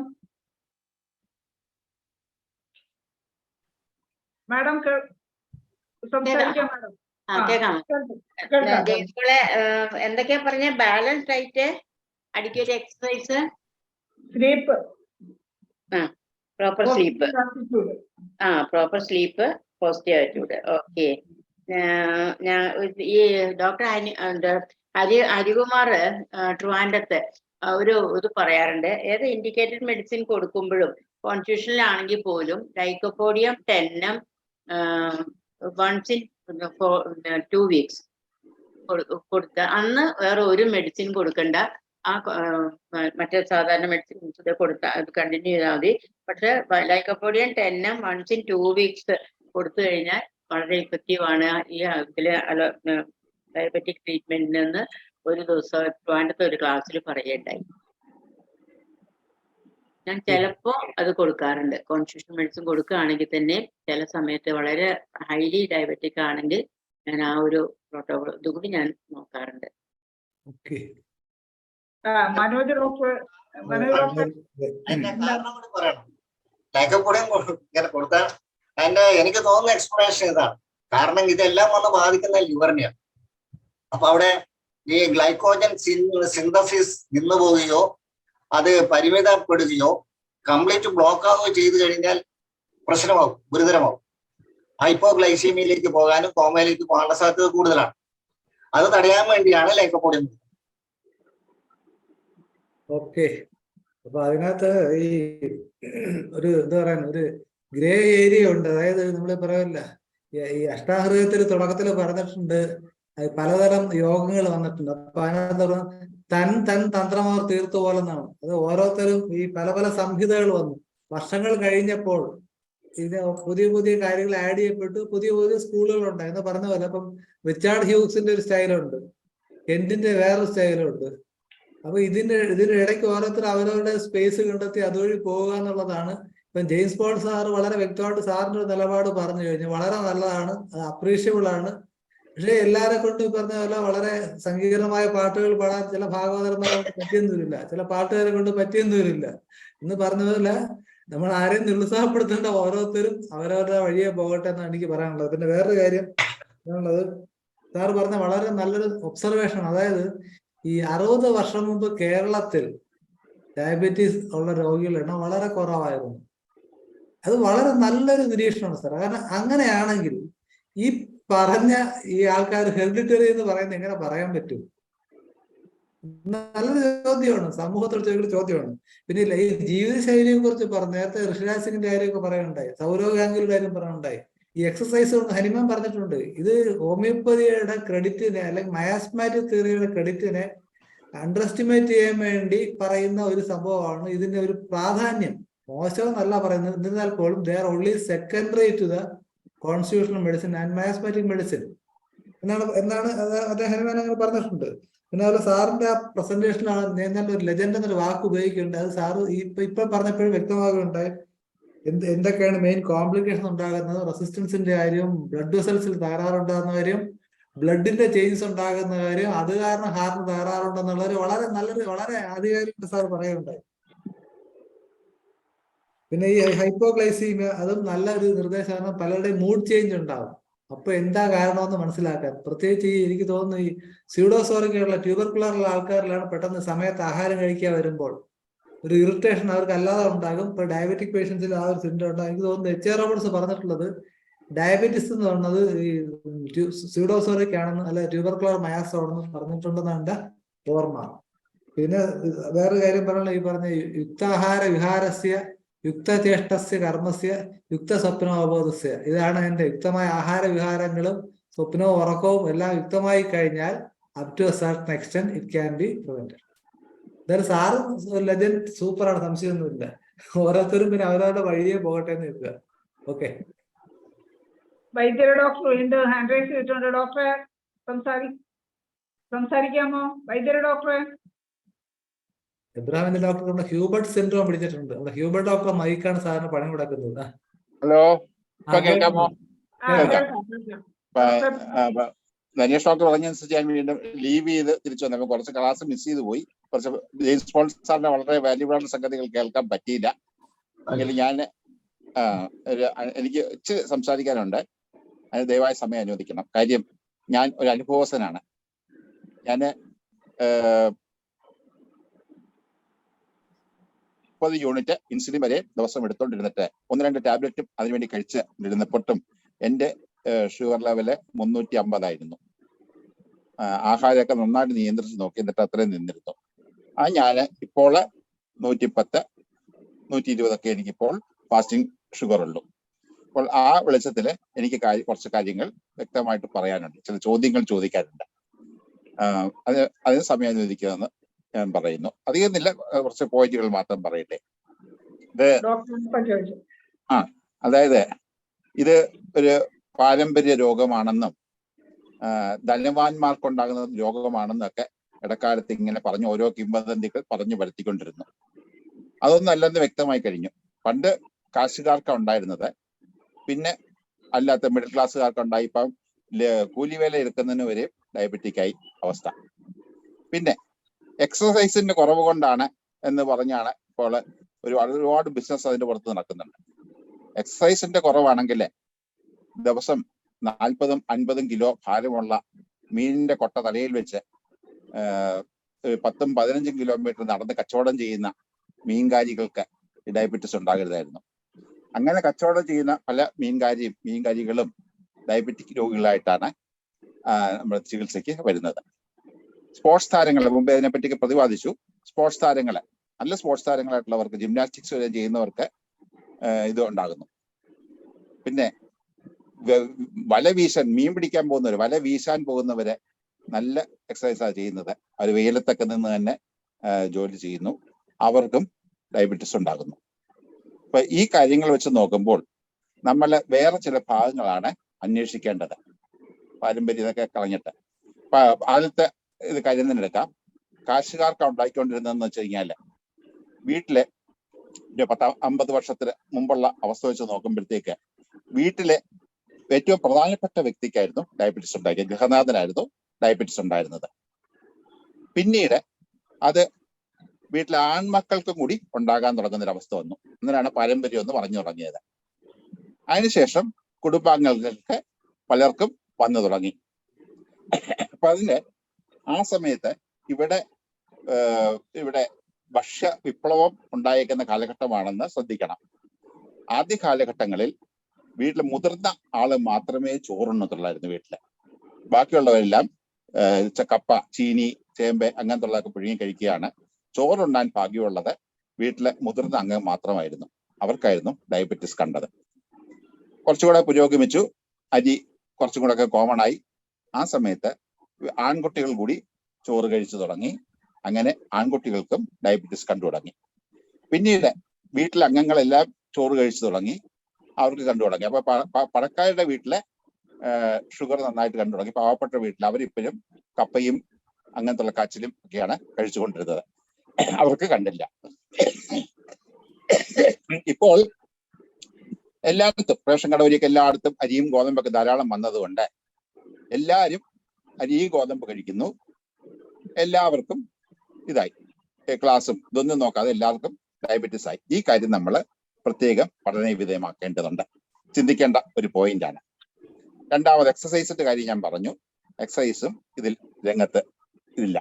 അപ്പോൾ ഒന്ന് കണ്ടത് ഈ ചോറ്, അരിയിലും ചോറിലുമൊക്കെ 75 അരിയില് 72-74 വരെയുമാണ് ഷുഗർ ഉള്ളത്. ഗോതമ്പിൽ അല്പം കുറവാന്നേ ഉള്ളൂ, അത്രയും വരുന്നു. പക്ഷേ ഈ അരിയെ പറ്റി തന്നെ പറയുമ്പോഴത്തേക്ക് പച്ചരി കഴിച്ചാല് അപകടമാണെന്നാ പറയുന്നതെങ്കിലും നേരെ തിരിച്ചാണ് അനുഭവം. പച്ചരി അല്ലെങ്കിൽ തവിടുള്ള അരി കുഴപ്പമില്ല, ഒരു പ്രാവശ്യം പുഴുങ്ങിയതായിരിക്കണം. ഒന്നിലധികം പുഴുങ്ങി കുത്തിയ അരി പല പ്രാവശ്യം ചൂടാകുമ്പോഴത്തേക്ക് അതിന്റെ ഗ്ലൂക്കോസ് വരുന്ന അളവ് പെട്ടെന്ന് കൺവേർട്ട് ചെയ്യുന്ന അളവ് വളരെ കൂടും. പെട്ടെന്ന് അത് പിന്നെ ഗ്ലൂക്കോസ് ആയിട്ട് മാറുന്നൊരവസ്ഥ കാണുന്നുണ്ട്. ഗോതമ്പ്, നമ്മളിപ്പോൾ വാങ്ങിക്കുന്ന ഗോതമ്പ് 5-6 പ്രാവശ്യം ചൂടാക്കിയ ഗോതമ്പാണ്. ഓരോ പ്രോസസ്സിന് വേണ്ടിയും ചൂടാക്കുന്നുണ്ട്. ആകാൻ വേണ്ടി, പിന്നെ ജീവികൾ കയറാതിരിക്കാൻ വേണ്ടി, കളർ കിട്ടാൻ വേണ്ടി, വേണ്ടി പല കാര്യത്തിനായിട്ട് ഓരോ കവറും ഗോതമ്പ് ചൂടാക്കുന്നു. ചൂടാക്കുമ്പോൾ വലിയ ഇതിൽ കൂടെ വലിയ മെഷീനൊക്കെ അത് അറിയാനാണ്. അവർ 5-6 ചൂടാക്കുക ഗോതമ്പാണ് നമ്മൾ ആട്ടയോ ഉറപ്പയോ വാങ്ങിക്കുന്നത്. ഈ വാങ്ങിക്കുന്ന സാധനം വീണ്ടും നമ്മളെ ചപ്പാത്തി ചുട്ടാണ് തിന്നുന്നത്. അപ്പോൾ ഇതെല്ലാം വളരെ പെട്ടെന്ന് കൺവേർട്ട് ചെയ്യുന്ന അവസ്ഥയിലോട്ട് നമ്മൾ എത്തിക്കും. പ്രത്യേകിച്ച് ബേക്കറി സാധനങ്ങളൊക്കെ കഴിച്ച് കഴിഞ്ഞാൽ പെട്ടെന്ന് ഷുഗർ എത്തിക്കും. ഈ രീതിയിലുള്ള ആഹാരം കഴിച്ചാണ് നമ്മൾ ഷുഗർ ആയത്. അപ്പോൾ ഇത് പിന്നെ ചികിത്സയും കൂടെ ചെയ്യുമ്പോഴത്തേക്ക് ആകെ വർഷമായി വർദ്ധിച്ചു പോവുകയാണ്. ഈ ഇൻസുലിന്റെ അളവ് ഞാനൊരു ഉത്തരവാദിത്തപ്പെട്ട ആശുപത്രിയിൽ പോയി കിടന്നു. അവര് ചികിത്സ എക്സ്പെർട്ട് ആയ പിന്നെ ഇതിന്റെ എക്സ്പേർട്സ് വന്ന് ഡയബറ്റീസ് എക്സ്പേർട്സ് വന്ന് ചികിത്സിച്ചിട്ടാണ് ഞാൻ 20 യൂണിറ്റ് എടുത്തോണ്ടിരുന്ന ഇൻസുലിനെ 130 യൂണിറ്റ് ആയിട്ട് ഉയർത്തിയത്. എന്നിട്ടും 2 ടാബ്ലറ്റുകൾ തന്നിട്ടും എന്റെ ഷുഗർ കുറഞ്ഞില്ല. എനിക്ക് സർവ്വ കോംപ്ലിക്കേഷൻ ഉണ്ടായിക്കൊണ്ടിരുന്നു. എസ്റ്റാബ്ലിഷ്ഡ് രോഗിയായി കഴിഞ്ഞു. ഓൾറെഡി എന്റെ കാല് രണ്ടും മരവിച്ചിരിക്കുന്ന അവസ്ഥയിലായിരുന്നു. ഈ അവസ്ഥയിൽ നിന്നും ഞാൻ വളരെ പെട്ടെന്ന് ഒരാഴ്ച കൊണ്ട് എനിക്ക് റിക്കവറി സ്റ്റാർട്ട് ചെയ്തു. എനിക്ക് ഷുഗർ പെട്ടെന്ന് തന്നെ 100-ൽ താഴെ വന്നു. 100-ൽ താഴെ വന്നിട്ട് ഇൻസുലിൻ കംപ്ലീറ്റ് നിർത്തിയിട്ടും എന്റെ ഷുഗർ ഇപ്പോൾ 110, 120, 130 ഇതാണ് ആവറേജ് കാണിക്കാറുള്ളത്. ഞാനിപ്പോൾ കാർബോഹൈഡ്രേറ്റ് ഞാൻ കഴിക്കുന്നത് അരി ഗോതമ്പ് കഴിക്കുന്നില്ല. അതോ കഴിച്ചാൽ തന്നെ വളരെ കുറഞ്ഞ അളവിലേ കഴിക്കുന്നുണ്ട്. 5 മാസം കഴിക്കാൻ വളരെ കുറഞ്ഞ അളവിൽ കഴിച്ചിട്ട് ഈ റിസൾട്ട് കിട്ടി. എനിക്ക് മാത്രമല്ല, ഇതേ ഡയറ്റ് എടുക്കുന്ന ഒരുപാട് പേർക്ക് ഇത് കിട്ടുന്നു. അപ്പൊ വളരെ കോംപ്ലിക്കേറ്റഡ് രോഗമാണെങ്കിൽ പിന്നെ റോ വെജിറ്റബിൾസ്, ഫ്രൂട്ട്സ് ഇതുകൊണ്ട് തന്നെ പെട്ടെന്ന് കൺട്രോൾ ചെയ്യാൻ വേണ്ടി പറ്റുന്നുണ്ട്. ഇങ്ങനത്തുള്ള സാഹചര്യത്തിൽ നമ്മൾ ഹോമിയോപ്പതി മരുന്ന് കൂടി ആഡ് ചെയ്യപ്പെടുമ്പോൾ വളരെ അതിശയകരമായ റിസൾട്ട് നമുക്ക് കിട്ടുന്നു. അപ്പോൾ ഇവര് ഈ മരുന്ന് വിൽപ്പനക്കാരുടെ തന്ത്രങ്ങളിൽ നമ്മൾ വീണു. അവർ പറഞ്ഞ പരസ്യങ്ങളിൽ നമ്മൾ വിശ്വസിച്ച് നമ്മൾ അങ്ങനെയൊക്കെ ധരിക്കുന്നു. പാരമ്പര്യ രോഗമാണെന്ന്, കാശുകാർക്കുണ്ടാകുന്നതാണെന്ന്, എക്സസൈസ് ഇല്ലാത്തതാണെന്നൊക്കെ ധരിച്ചു വെച്ചിട്ട് കാര്യമില്ല. ഇപ്പോൾ കുറച്ച് നല്ല റിസർച്ചുകളും കാര്യങ്ങളൊക്കെ നടക്കുന്നു. എക്സസൈസ് കടന്ന് വല്ലാത്ത എക്സസൈസ് ചെയ്യേണ്ട, ചില മസിൽസിന് മാത്രം ചില എക്സസൈസ് കൊടുത്തു കഴിഞ്ഞാൽ ഇത് കൺട്രോൾ ആക്കാം എന്ന് പഠനങ്ങൾ നടന്നുകൊണ്ടിരിക്കുന്നു. അത് പൂർണ്ണമായിട്ട് റിസൾട്ട് കിട്ടേണ്ടതുണ്ട്. നമുക്ക് ട്രൈ ചെയ്ത് നോക്കാവുന്നതാണ്. ചില എക്സസൈസുകളൊക്കെ ഡോക്ടർ കാർബോഹൈഡ്രേറ്റ് ഗോതമ്പും അരിയാഹാരവും അധികം കഴിക്കുന്നില്ലെന്ന് പറഞ്ഞു. പകരം ഡോക്ടർ എന്താണ് കഴിക്കുക? പകരം എന്തൊക്കെ കഴിക്കുന്നത്? ഞാനൊരു പിന്നെ ഒരു പ്രകൃതി ചികിത്സയ്ക്ക് പോയതുകൊണ്ടാണ് എനിക്ക് കൺട്രോൾ ചെയ്യാൻ പറ്റിയത്. ഞാൻ രാവിലെ കഴിക്കുന്നത് വെജിറ്റബിൾസ് അരിഞ്ഞ സ്റ്റൂ, തേങ്ങാപ്പാലൊക്കെ ധാരാളം ഒഴിച്ച് സ്റ്റൂ കഴിക്കും. വിത്ത് ഫ്രൂട്ട്സ് കഴിക്കും, പല നിറത്തിലുള്ള വെജിറ്റബിൾസ് കഴിക്കും, കുറേശ്ശെ സാലഡ്. അടുത്ത നേരം രാവിലെ അതാണ്. പിന്നെ വൈകുന്നേരം ആകുമ്പോഴത്തേക്ക് ഒരു അവിയൽ കഴിക്കും. ഉച്ചയ്ക്കൊന്നും ഇല്ല. ഉച്ചയ്ക്കൊന്നും വിശപ്പ് വരുന്നില്ല. ഇല്ല. ഞാൻ നേരത്തെ 6 നേരം 7 നേരം കഴിച്ചുകൊണ്ടിരുന്ന ആളായിരുന്നു. 6 നേരം മിനിമം കഴിക്കും. രാത്രി വിശന്ന് കഴിഞ്ഞാൽ പെട്ടെന്ന് വീണ്ടും മുട്ടയോ എന്തെങ്കിലും ഉണ്ടാക്കി തരണമെന്ന് പറയും. അങ്ങനെ ഒക്കെ കഴിച്ചുകൊണ്ടിരുന്ന ആളാണ്. എനിക്കിപ്പോൾ ഈ 2 നേരത്തെ ഭക്ഷണം കൊണ്ട് വൈകുന്നേരം ഒരു aviyal, raw vegetable, fruit, aviyal, ഈ അതുകൊണ്ട് എനിക്ക് സുഖമായിട്ട് 2 ദിവസം ഇരിക്കുന്നു. ഉള്ള എനർജി ഉണ്ട്. എന്റെ പൊണ്ണത്തടി എല്ലാം കുറഞ്ഞു. 98 കിലോയിൽ നിന്നും 80 കിലോ, ഇന്ന് നോക്കിയപ്പോൾ 80 കിലോയുണ്ട്. ആ രീതിയിൽ നിൽക്കുന്നു. കൂടുതൽ എനർജി, ഹാർട്ടെല്ലാം കംപ്ലീറ്റ് പോയി.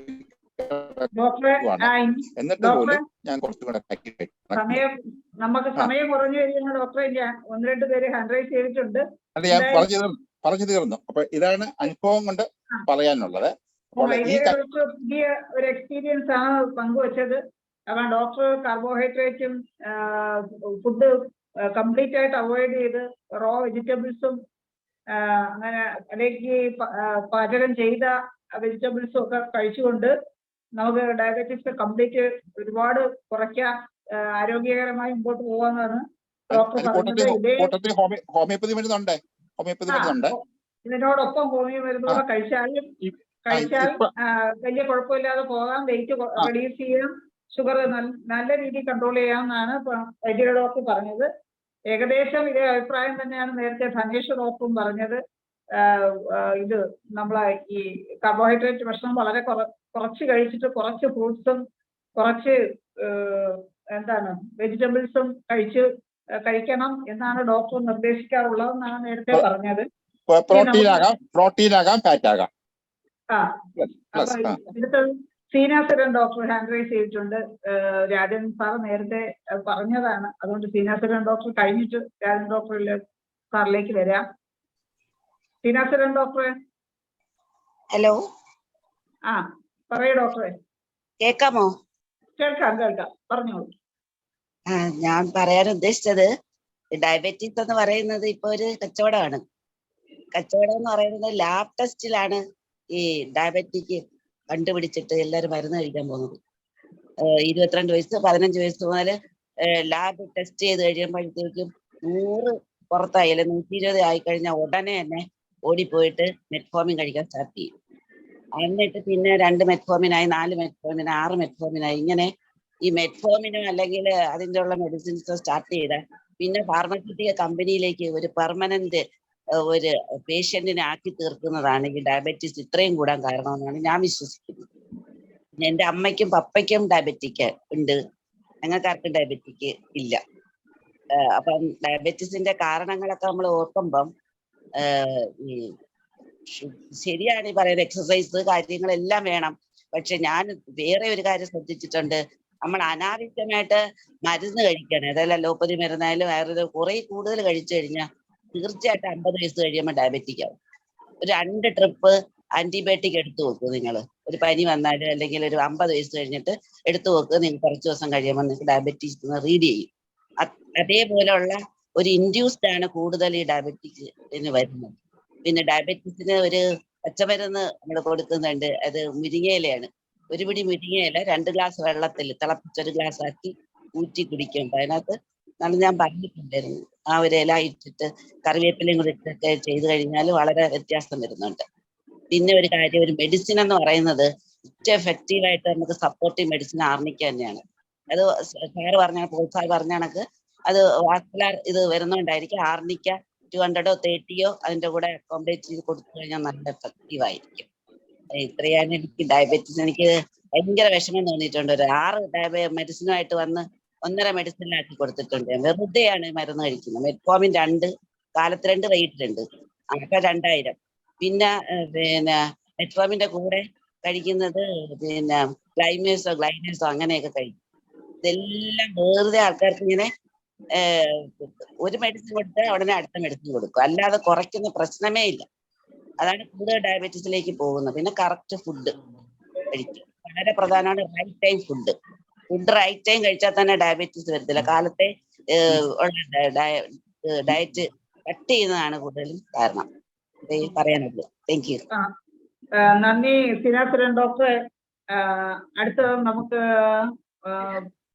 ഹാൻഡ് റൈസ് ചെയ്തിട്ടുള്ളത് ഹരിഹരൻ സാറാണ്. ഹരിഹരൻ സാർ എന്താണ് സാറും? ഹരിഹരൻ സാർ ഡോക്ടർ ഉണ്ട്. ഹരിഹരൻ സാർ. ഓക്കെ, കേൾക്കാമോ ഞാൻ പറയുന്നത്? കേൾക്കാം സാർ. സമയക്കുറവാണ്.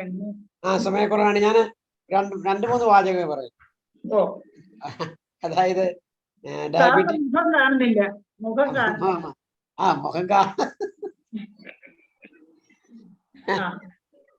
അല്ല, ഞാൻ 2-3 വാചകം പറയത്തുള്ളൂ. അതായത് ഈ ഇൻസ്റ്റെഡ് ഓഫ് ഈ rice and wheat you can use millets. മില്ലറ്റ്സിൽ വളരെ ഷുഗർ കുറവാണ്. നിങ്ങൾ 2 നേരം മില്ലറ്റ്സ് ഉപയോഗിച്ചിട്ട് ഷുഗർ നോക്ക് ഒരാഴ്ച കഴിഞ്ഞ്, അപ്പോൾ ഷുഗർ കൺസിഡറബിൾ ആയിട്ട് കുറഞ്ഞിരിക്കും. ഞാൻ 45 ഏതാണ്ട് 38 ഇയേഴ്സ് ആയിട്ട് ഡയബറ്റിക് ആണ്. ഒരു 15-20 വർഷം വരെ ഞാൻ ഫ്രൂട്ട്സ് ആയിരുന്നു എൻ്റെ മെയിൻ ആഹാരം. എനിക്ക് ഷുഗർ ഒന്നും കൂടിയിട്ടില്ല. പക്ഷേ അതിനുശേഷം പിന്നെ ഞാൻ ചോറൊക്കെ ഉപയോഗിക്കാൻ തുടങ്ങി എല്ലാം, അപ്പം കുറച്ച് ഷുഗർ കൂടി. പക്ഷെ ഇപ്പം ഞാൻ മില്ലറ്റ്സ് ധാരാളമായിട്ട് ഉപയോഗിക്കുന്നതുകൊണ്ട്, മില്ലറ്റ്സും ഫ്രൂട്ട്സും ഉപയോഗിക്കുന്നതുകൊണ്ട് എനിക്കധികം ഷുഗർ കയറി വരുന്നില്ല.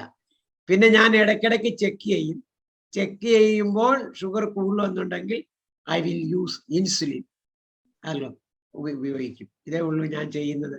അതുകൊണ്ട് മില്ലറ്റ്സ് എല്ലാവരും ട്രൈ ചെയ്ത് നോക്കുക. ഏത് മില്ലറ്റ്സ് വേണമെങ്കിലും ഉപയോഗിക്കാം. അത് വേണമെങ്കിൽ പുട്ടായിട്ട് ഉപയോഗിക്കാം, ഇല്ലെങ്കിൽ ഉപ്പുമാവായിട്ട് ഉപയോഗിക്കാം, എങ്ങനെ വേണം.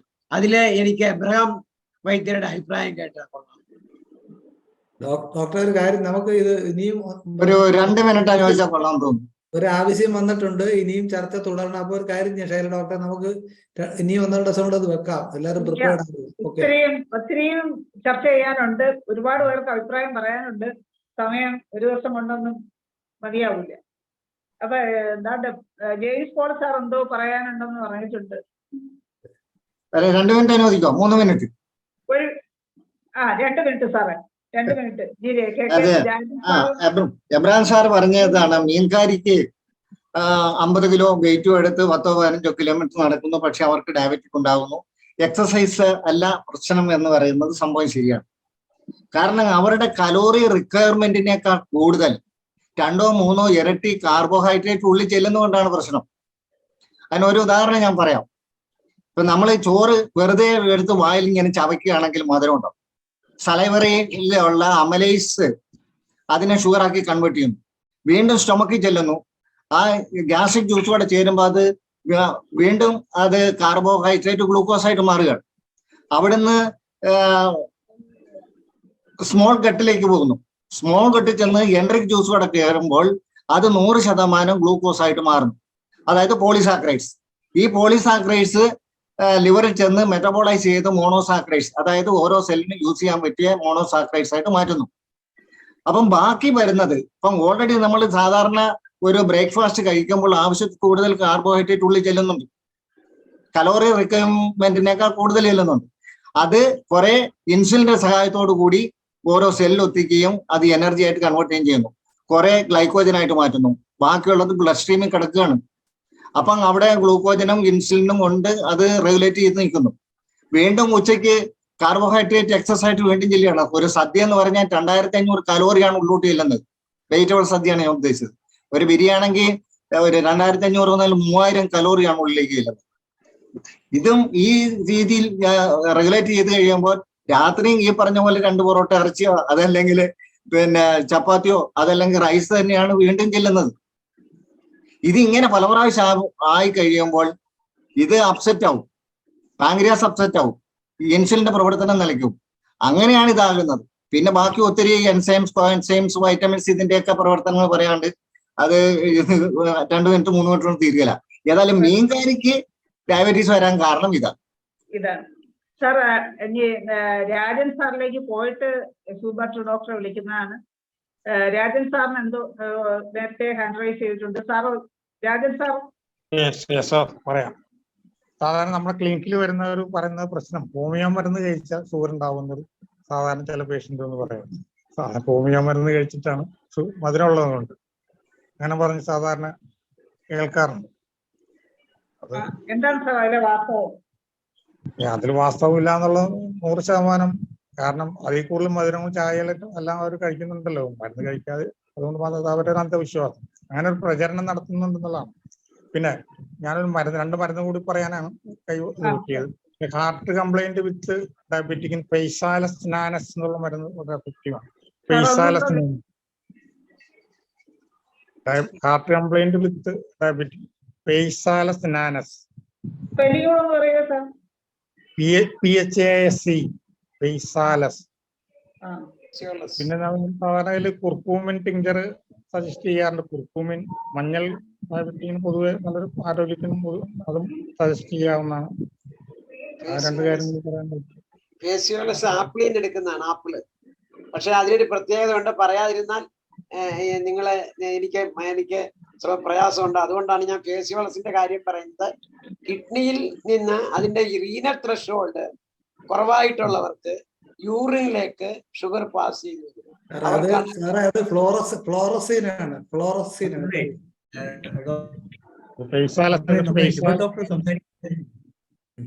ഡോക്ടർ സംസാരിച്ചില്ലായിരുന്നു. ഹലോ, കേൾക്കാമോ? ഞാൻ ഇതുവരെ ഡയബറ്റീസിനെ കുറിച്ച് എനിക്ക് കണ്ടെടുത്തോളം ഉള്ളൊരു കാര്യം, ഇൻസുലിനിൽ ആണ് എല്ലാവരും കോൺസെൻട്രേറ്റ് ചെയ്ത് നിൽക്കുന്നത്. ശരീരത്തിൽ ഇൻസുലിൻ ഒഴിച്ചുള്ള ബാക്കി എല്ലാ ഹോർമോൺസും ഡയബറ്റോജെനിക്കാണ്. ഡയബറ്റിക് ഉണ്ടാക്കുന്ന ഹോർമോൺസ് ആണ് ബാക്കിയുള്ള എല്ലാ ഹോർമോൺസും. ഇൻസുലിനാണ് അതിനെ റെഗുലേറ്റ് ചെയ്യുന്നത്. അപ്പൊ ബാക്കി ഏതിലുണ്ടാകുന്ന കേറ്റവും ഡയബറ്റിക് ആക്കും ഒരു മനുഷ്യന്. അപ്പൊ അതെങ്ങനെ റെഡ്യൂസ് ചെയ്യാം, അല്ലെങ്കിൽ അതിനെക്കുറിച്ചുള്ള സ്റ്റഡീസ് എന്തുകൊണ്ട് നടത്തുന്നില്ല എന്നുള്ളത് ശ്രദ്ധിക്കണം. കാരണം ഇപ്പോഴ് ഹോർമോൺ എന്ന് പറഞ്ഞു വരുന്ന വളരെ മൈന്യൂട്ട് ഡോസസ് ശരീരത്തിൽ വന്നു തീരുമ്പോൾ തന്നെ വാസ്റ്റ് ചേഞ്ചസ് ആണ് ഉണ്ടാകുന്നത് ഇല്ലേ? നമുക്ക് എല്ലാ ഹോർമോൺസും അങ്ങനെയാണ്. അത് ബ്ലഡിനെ മൊത്തം എഫക്ട് ചെയ്യുന്നുണ്ട്. ഇനി ബാക്കിയുള്ള ഹോർമോൺസിനെ കുറിച്ച് സ്റ്റഡി ചെയ്യും. ബാക്കിയുള്ള ഹോർമോൺസ് എങ്ങനെയാണ് ഇത്രയേറെ ഡയബറ്റോജനിക് ആക്കുന്നതെന്നും നമ്മൾ സ്റ്റഡി ചെയ്ത് വരുന്നാൽ ഡയബറ്റീസ് കൺട്രോൾ ചെയ്യാനായിട്ട് പറ്റും എന്നുള്ളതാണ് എൻ്റെ അഭിപ്രായം. പിന്നെ ബാക്കിയുള്ള ഡോക്ടേഴ്സ് എല്ലാം പറഞ്ഞ അഭിപ്രായങ്ങളും മാനിക്കുന്നു. Thank you. എന്തായാലും ഹ്യൂബർട്ട് ഡോക്ടർക്ക് നന്ദി പറയുന്നു. വളരെ ഒരു എന്താണ് വളരെ നല്ല ഒരു ചർച്ചയാണ് പ്രമേഹത്തിനെ കുറിച്ച് ഇവിടെ ഉണ്ടായിട്ടുള്ളത്. ധനേഷ് ഡോക്ടർ ഹാൻഡ് റൈസ് ചെയ്തിട്ടുണ്ട്. ധനേഷ് ഡോക്ടറെ സമയം എന്താണ് എന്തോ പറയാനുണ്ട് അത്യാവശ്യം? അനൗൺസ്മെന്റ് ആണ്. നാളത്തെ ഒരു അനൗൺസ്മെന്റ് ആണ്. നാളെ നമ്മുടെ ഡോക്ടേഴ്സ് ഡേ ആണ്. അപ്പോൾ അതിനോടനുബന്ധിച്ച് ഒരു പ്രത്യേക പരിപാടിയാണ് നമ്മൾ ആസൂത്രണം ചെയ്തിരിക്കുന്നത്. നാളെ അതിന്റെ ഉദ്ഘാടനം പ്രൊഫസർ ഓമനക്കുട്ടി അവറുകളാണ് നിർവഹിക്കുന്നത്. അതുപോലെ തന്നെ മുഖ്യ പ്രഭാഷണം ഡോക്ടർ പ്രകാശാണ്. അതുപോലെ ആശംസ പറയാനായിട്ട് നമ്മുടെ ശ്രീമതി മോചിത എത്തുന്നു. അതുപോലെ തന്നെ പുതിയ ഗുരുള സാറുണ്ടാവും. പിന്നെ നന്ദി പറയാനായിട്ട് ദിതി മനോജ്. ഇങ്ങനെയുള്ള ഒരു പ്രോഗ്രാമാണ് നാളെ വെച്ചിരിക്കുന്നത്. അപ്പൊ എല്ലാവരും അതിൽ പങ്കെടുക്കുകയും പറ്റുമെങ്കിൽ നമുക്ക് ഗായകരൊക്കെ ഉണ്ടെങ്കിൽ 1-2 പാട്ടുകളും നമുക്ക് പാടി അങ്ങനെയാണ്. എല്ലാവരും അത് ശ്രദ്ധിക്കണം. പിന്നെ അതുപോലെ നമ്മുടെ ഫണ്ടിന്റെ കാര്യത്തിലും കുറച്ചു പേരൊക്കെ ഇന്നും ഇട്ടിട്ടുണ്ട്.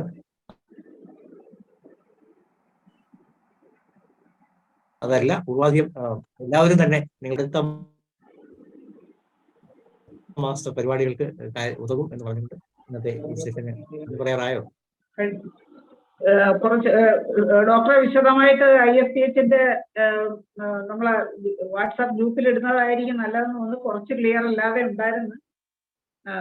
എന്തായാലും Ramadevi doctor Ambadi madam, Ramadevi Ambadi madam hand raise ചെയ്തിട്ടുണ്ട്. മാഡം ഒന്ന് പെട്ടെന്ന് പറയുമോ? സമയം കഴിയാറായി. പറയാം. ഈ ഫേസിയോളസ് എന്ന് പറഞ്ഞത് നമ്മൾ പറഞ്ഞില്ലേ ആപ്പിൾ, ഇത് കിഡ്നി ബീൻ ആണ്. അതേ നമ്മുടെ രാജ്മ എന്ന് പറയില്ലേ, അതാണ് ഫേസിയോളസ്. രാജ്മ അതാണെന്നാണ് എന്റെ വിശ്വാസം. അതൊന്ന് എല്ലാവരും ഒന്ന് കാൽക്കുലേറ്റ് ചെയ്യണം അത് ഏതാണെന്നുള്ളത്. കിഡ്നി ബീൻ ആണ് ഫേസിയോളസ് എന്നാണ് എന്റെ അറിവ്. അത് പറയാനാ ഞാൻ ഹാൻഡ് റൈസ് ചെയ്തത്.